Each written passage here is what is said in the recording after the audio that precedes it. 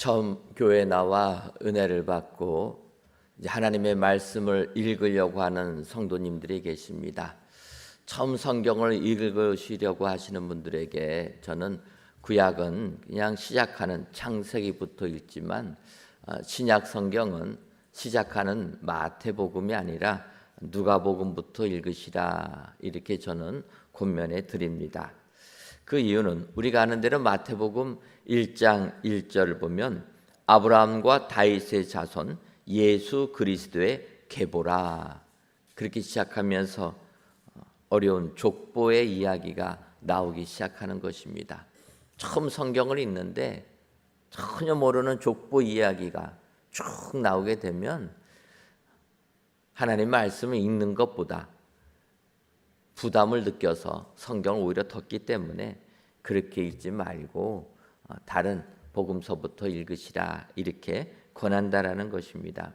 이게 마태복음 1장에 족보 이야기 나오는 과정 속에 1장 5절과 6절을 보면 살몬은 라합에게서 보아스를 낳고 보아스는 룻에게서 오벳을 낳고 오벳은 이새를 낳고 이새는 다윗 왕을 낳으니라, 이렇게 말씀합니다. 우리가 잘 아는 다윗 왕, 이 다윗 왕의 할아버지가 오벳이었고 이 오벳은 보아스가 룻에게서 낳은 사람이었다, 이렇게 설명하고 있다라는 것입니다. 여기만 봐도 위대한 인물은 복된 가정에서 탄생할 수 있다라는 것입니다. 그냥 막 나오는 게 아니라 그의 가정이 행복하고 은혜 넘치고 복될 때 위대한 인물들이 이 땅에 태어나게 된다라는 것입니다. 그러면 우리들은 항상 하나님을 섬기며 그 말씀대로 살아가는 행복한 가정, 은혜 넘치는 가정으로 만들어야 될 줄 믿습니다. 따라서 오늘 이 시간 다윗의 증조부와 증조모가 되는 이 보아스와 룻의 가정을 살펴보면서 하나님의 축복을 받는 복된 가정들이 되시기를 주님의 이름으로 축원합니다. 이제 오늘 본문 룻기 3장 10절 보면 그가 이르되 내 딸아 여호와께서 내게 복 주시기를 원하노라. 내가 가난하건 부하건 젊은 자를 따르지 아니하였으니 내가 베푼 인애가 처음보다 나중이 더하도다, 이렇게 말씀하고 있습니다. 여기서 보면 보아스가 모압 여인 룻을 향하여서 여호와께서 내게 복 주시기를 원하노라, 복을 빌어주는 것입니다. 복을 빌어주는 것을 우리가 축복이라 이야기하는 것입니다. 비록 룻의 남편이 되는 보아스가 모압 여인 룻을 축복해주는 이런 것이지만 우리는 남편과 아내의 관계를 넘어서 항상 서로가 서로를 위하여 축복해주는 이런 복받는 귀한 가정 되기를 소망합니다. 따라서 오늘 이 시간 룻기 3장에 있는 말씀 가지고 이렇게 복 주시기를 원하노라, 축복해주는 가정. 그래서 이러한 복을 받는 가정이 어떠한 가정인가 말씀을 보면서 살펴보시고 이런 가정들이 다 되셔서 올 한 해도 행복한 복이 넘치는 귀한 가정이 되시기를 주님의 이름으로 축원합니다. 그렇다면 복 주시기를 원하노라, 이렇게 축복받는 가정은 어떠한 가정입니까? 먼저는 나중 인애가 더 큰 가정이 돼야 된다 이야기합니다. 룻기 3장 10절을 보면 그가 이르되 내 딸아 여호와께서 내게 복 주시기를 원하노라. 내가 가난하건 부하건 젊은 자를 따르지 아니하였으니 내가 베푼 인애가 처음보다 나중이 더하도다, 이렇게 말씀하고 있습니다. 하반절 부분을 보게 되면 보아스가 룻에게 하는 얘기입니다. 내가 베푼 인애가 처음보다 나중이 더하다. 여러분, 우리 세상에서는 출발이 중요하다 얘기합니다. 스타트를 잘 해야지만 결과도 좋게 나온다, 이렇게 얘기합니다. 일견 일리가 있어 보입니다. 그렇지 않습니까? 시작이 꼬이면은 참 어렵습니다. 우리가 흔히 운동 경기를 할 때도 시작할 때 제대로 몸이 안 풀렸을 때 어려움을 당하면 그 경기 이기는 거 어렵지 않습니까? 축구 황제라고 하는 펠레가 축구 경기가 재미있으려면은 3대2로 이기는 것이 제일 재미있다. 그래서 이것을 펠레 스코어라 얘기합니다. 90분 동안 운동할 때 이렇게 5골 정도가 들어가야지 게임이 재밌다라는 것입니다. 그런데 이렇게 펠레 스코어를 얘기할 때 먼저 한 골을 넣었는데 2골을 다 허용해가지고 역전이 됩니다. 2대1로 지고 있을 때 이 경기를 다시 한 골을 만회해서 동점을 만들고 다시 한 골을 더 넣어서 역전을 하게 되면 가장 재밌게 보는 경기가 된다 이야기합니다. 역전하는 게 어렵습니다. 하지만 그런 경기가 재밌다라는 것입니다. 성경을 보게 되면 시작보다는 나중이 더 좋아야지 복된 인생이라 이야기합니다. 우리가 아는 대로 창세기에 나오는 요셉만 봐도 알 수가 있습니다. 여러분, 요셉은 어떤 사람입니까?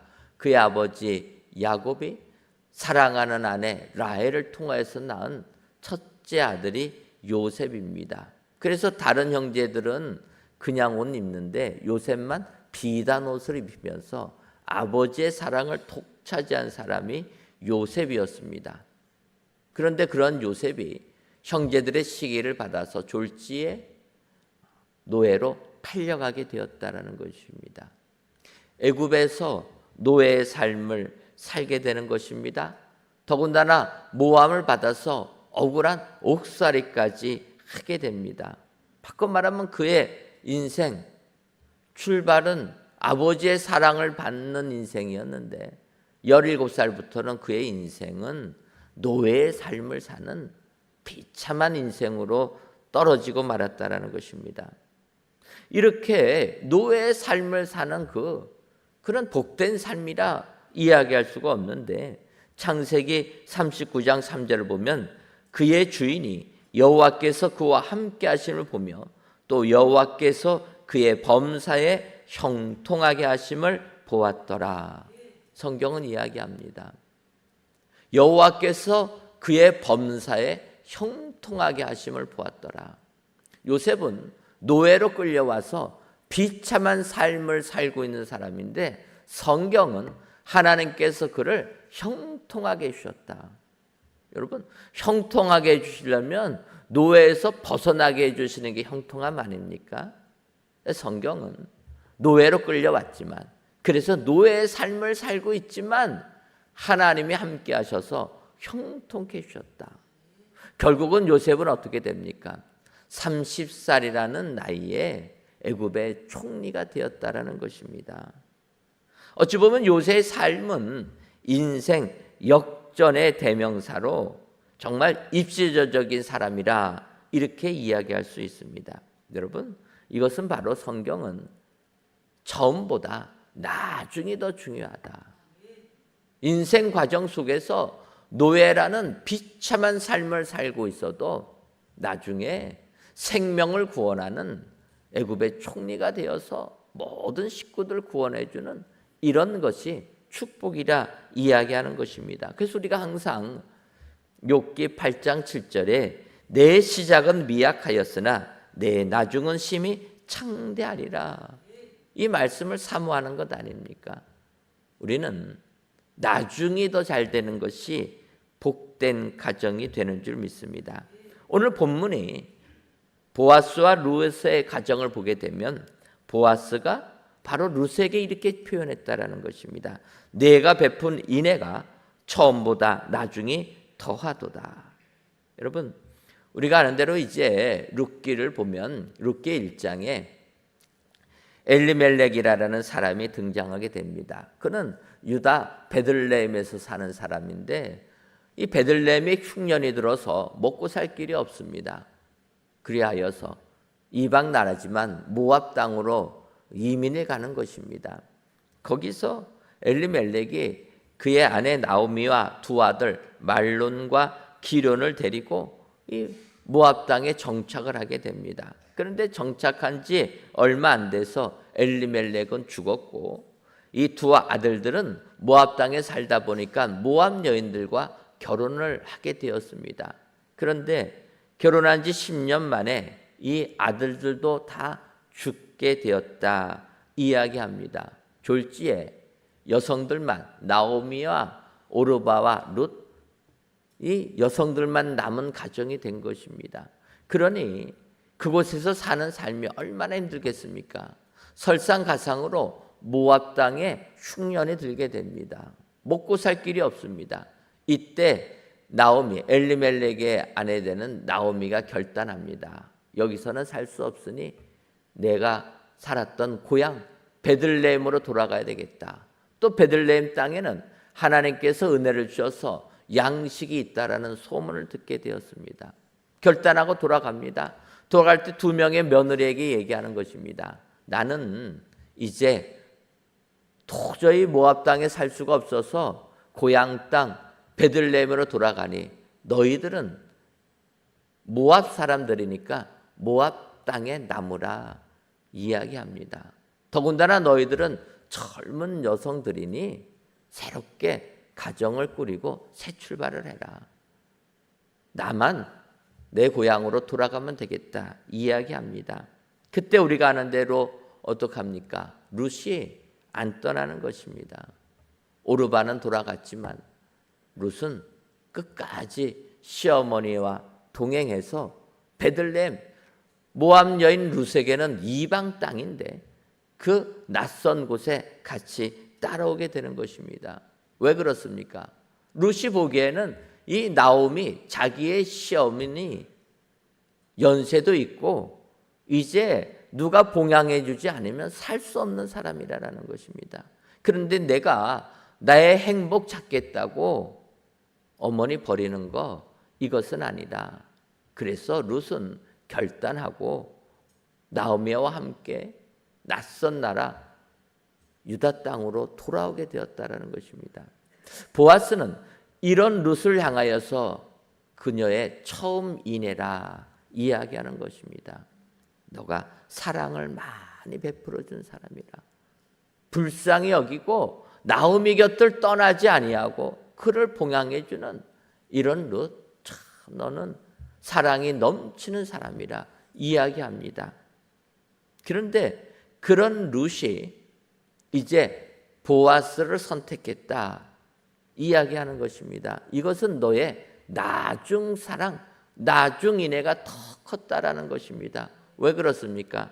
보아스가 얘기합니다. 너가 나이 많은 나 보아스를 선택한 것, 이것은 더 큰 사랑을 나에게 보여준 것이라. 여러분, 진정으로 복된 가정은 처음보다 나중 인애가 더 큰 가정이 복이 넘치는 줄 믿습니다. 처음보다 나중이 더욱더 사랑이 넘치는 가정, 긍휼이 넘치는 가정, 이런 가정이 복받는 가정이 되는 줄 믿습니다. 여러분, 가정생활하면서 처음보다 나중이 더욱더 사랑이 넘치십니까? 대답이 안 나올 줄 알았습니다. 쉽지가 않습니다. 그런데 축복받는 가정, 이 보아스와 룻의 가정은 처음보다 나중이 더욱더 사랑이 넘치는 가정이었다. 우리는 진정으로 하나님의 은혜를 받기 위하여, 하나님의 축복을 받기 위하여 복된 가정을 이루려면 처음보다 나중에 더욱더 사랑이 넘치는 복된 가정들이 되시기를 주님의 이름으로 축원합니다. 다음으로 내게 복이 있을지어다 이야기하는 이 축복받는 가정은 선숙함을 인정받는 가정이 되어야 된다 이렇게 말씀하고 있습니다. 룻기 3장 11절을 보면 그리고 이제 내 딸아 두려워하지 말라. 내가 내 말대로 내게 다 행하리라. 내가 현숙한 여자인 줄을 나의 성읍 백성이 다 아느니라 이야기합니다. 보아스는 룻을 현숙한 여인으로 인정할 뿐 아니라 이 성 안에 사는 모든 사람들이 이구동성으로 현숙한 여인이라 인정받는 여자라 이야기하고 있다라는 것입니다. 여기서 우리는 먼저 현숙한이라는 단어를 살펴봐야 됩니다. 이 현숙한이라는 단어 하면 우리는 잠언 31장 10절 말씀을 떠오릅니다. 누가 현숙한 여인을 찾아 얻겠느냐? 그의 값은 진주보다 더하니라. 그래서 우리가 잠언 31장을 읽으면 이렇게 현숙한 여인을 찾겠느냐 하면서 11절부터 28절까지 이 현숙한 여인의 특징들을 쭉 열거합니다. 그러다 보니까 우리는 현숙한 이런 단어를 보게 떠오르면 현숙한 여인을 떠오르게 됩니다. 사실 여러분, 우리가 현숙 이러면은 우리는 여성을 많이 떠오르지 않습니까? 왜 그렇습니까? 우리나라는 여성들의 이름에 현숙이라는 이름이 많이 있기 때문입니다. 그렇지 않습니까?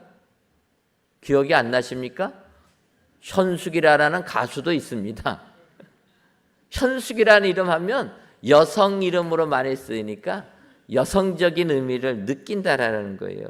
그런데 이 현숙이라는 히브리어 하일은 이 여성만을 뜻하는 게 아니라 힘과 능력, 부, 재산, 군대 이런 능력을 표현하는 게 현숙입니다.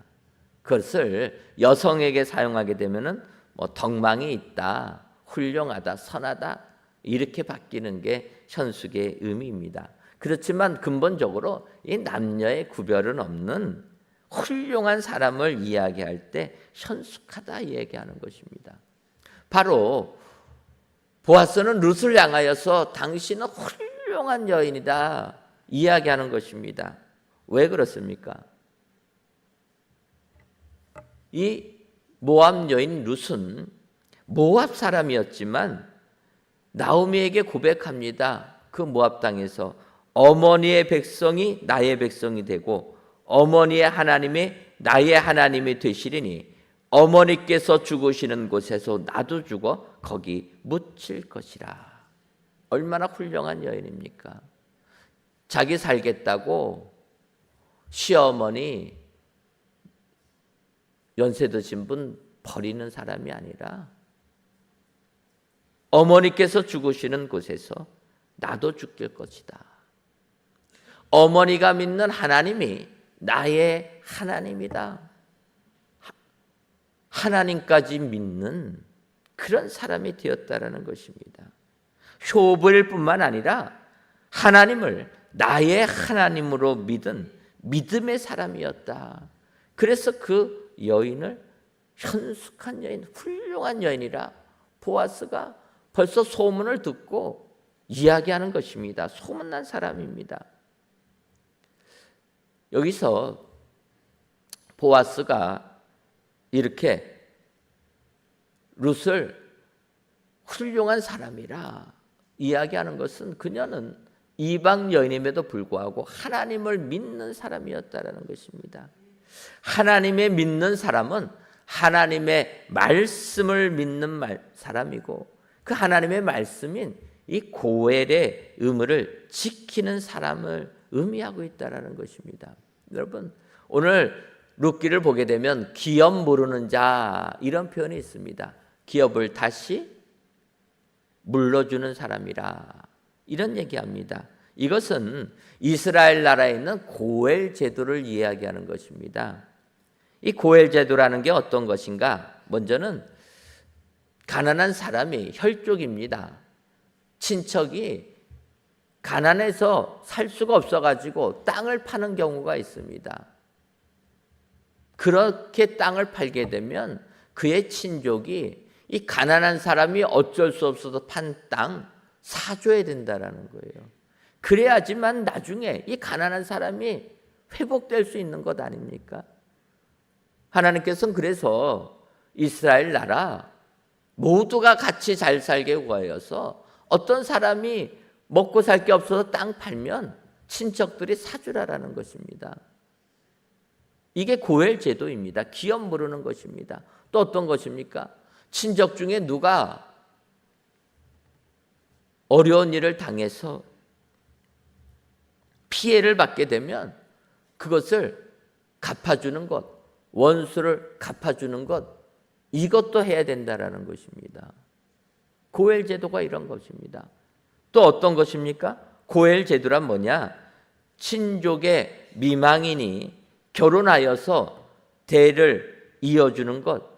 바꿔 말하면 결혼했는데 자녀가 생기기 전에 남편이 죽으면 친족이 대신 자녀를 낳게 해줘서 대를 이어줘야 된다.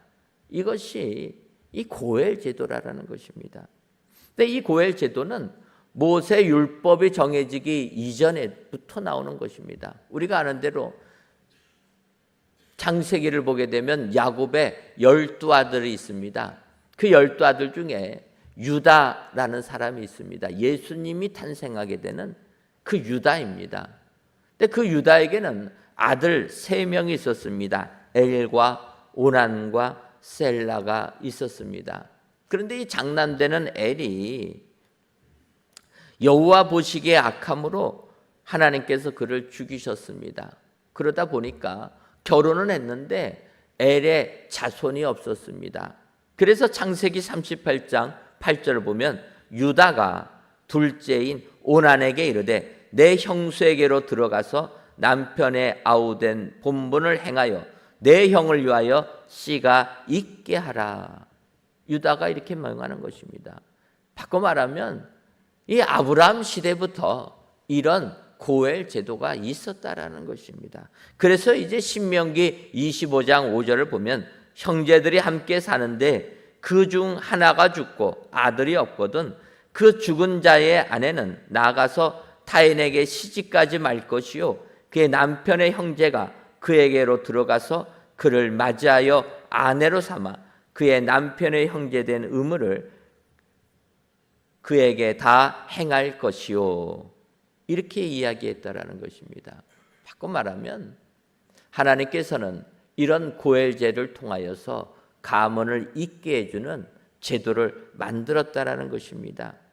이방 여인 룻은 하나님을 믿어서 하나님의 말씀을 배웠습니다. 뿐만 아니라 그 율법을 지키는 자가 되기 위하여서 기업 물을 자격이 있는 엘리멜렉을 남편으로 인정했다라는 것입니다. 뿐만 아니라 보아스에게도 얘기하는 것입니다. 당신은 기업 물을 권한이 있으니 이 하나님의 율법을 지켜서 나에게 행하라 이야기하는 것입니다. 그것을 본 보아스가 참으로 너는 훌륭한 여인이라 현숙한 여인이라 칭찬했다라는 것입니다. 여러분 진정으로 축복받는 가정이 되려면 우리는 현숙한 가정, 훌륭한 가정, 선한 가정이 되어야 될 줄 믿습니다.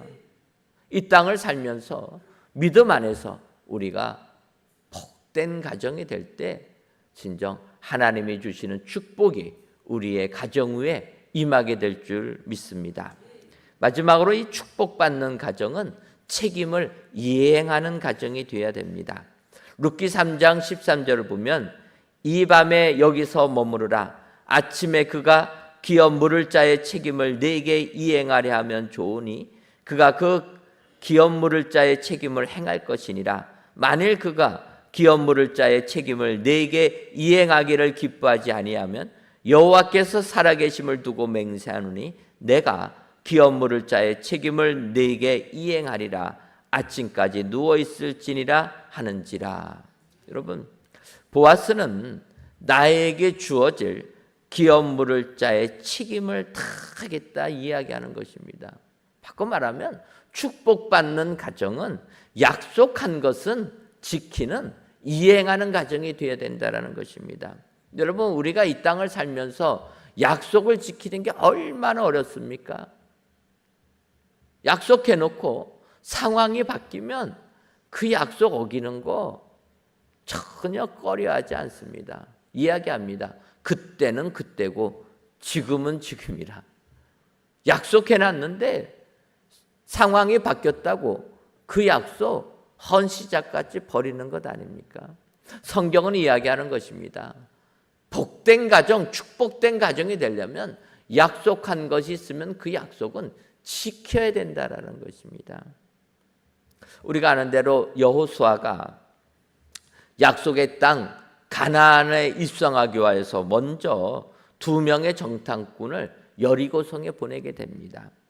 하지만 여리고성에서도 이 이스라엘 민족들이 가나안에 입성하려고 오고 있다는 것을 알고 혈안이 되어서 경계합니다. 그런데 정탐꾼 보냈다는 소문도 여리고에서도 알게 됩니다. 그래서 여리고 왕이 정탐꾼을 잡으려고 혈안이 되어서 뒤지는 것입니다. 그때 이 2명의 정탐꾼이 기생 라합의 집에 들어가게 됩니다. 그리고 라합에게 우리를 보호해달라 부탁합니다. 이때 라합이 이 2명의 정탐꾼에게 얘기합니다. 그러면 내가 당신들을 보호해 줄 테니까 만약에 당신들이 여리고 성을 무너뜨린 그때가 된다라면 나와 나에게 속한 내 가족을 살려줘야 됩니다. 약속하라는 것입니다.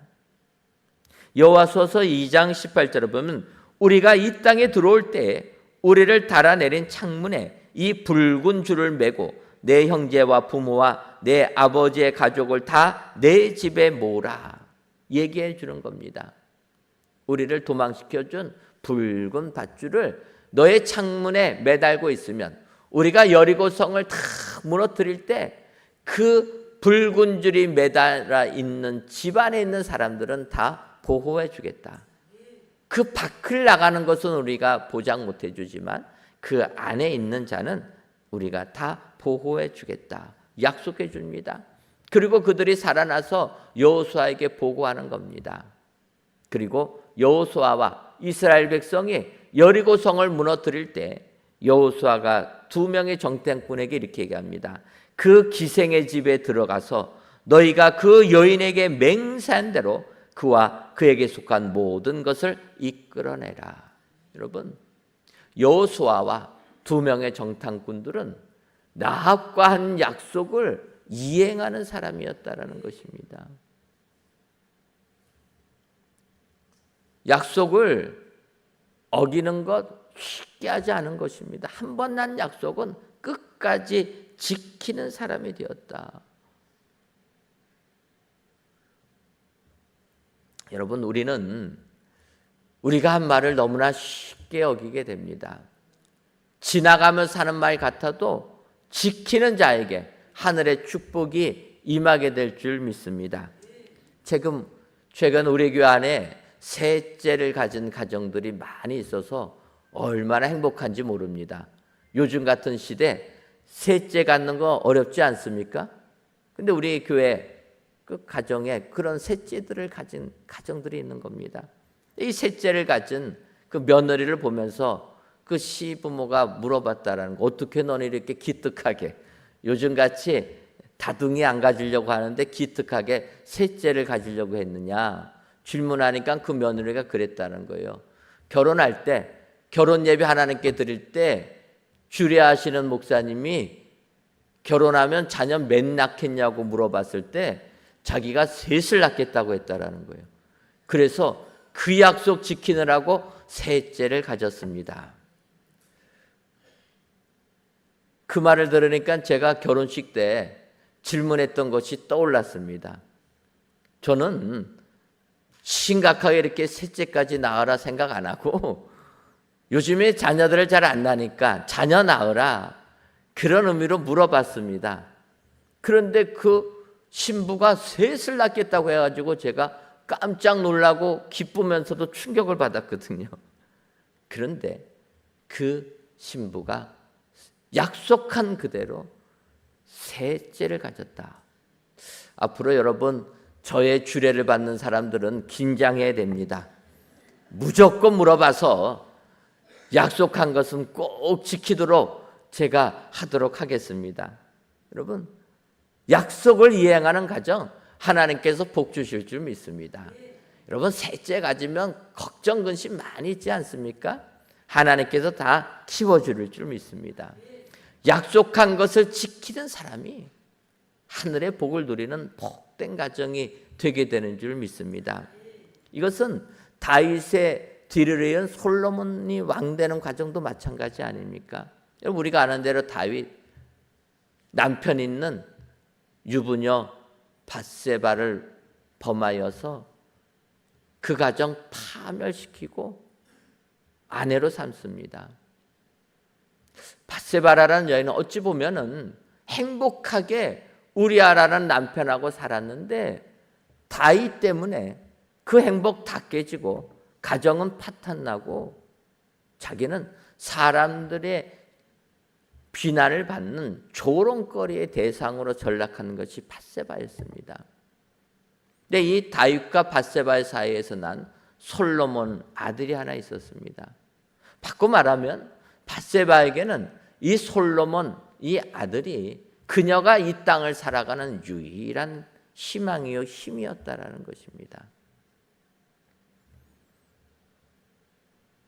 그런 밧세바 솔로몬에게 약조를 받아냅니다. 그것은 뭐냐면 당신이 내 가정 다 망가뜨리고 나를 당신의 아내로 삼았으면 내 아들 솔로몬을 너의 뒤를 이을 왕으로 만들어라. 밧세바가 요구하는 것입니다. 그래서 다윗은 자기의 잘못을 알고 그 약속을 하게 됩니다. 그러다가 시간이 흘렀는데 어떻게 됩니까? 다윗 왕의 넷째가 되는 아도니아가 반란을 일으킵니다. 그때 다윗 밧세바 한 약속을 기억하여서 솔로몬에게 기름 붓고 죽기 직전에 그를 왕으로 세웠다라는 것입니다. 여러분, 다윗은 자기가 한 약속을 끝까지 지키는 사람이었습니다. 약속을 이행하는 자가 하늘의 복을 받는다. 여러분, 우리가 가정생활할 때 누구에게 약속했든지 그 약속은 꼭 이행하시는 여러분 되시기를 바랍니다. 남편이 아내에게 했던, 아내가 남편에게 했던,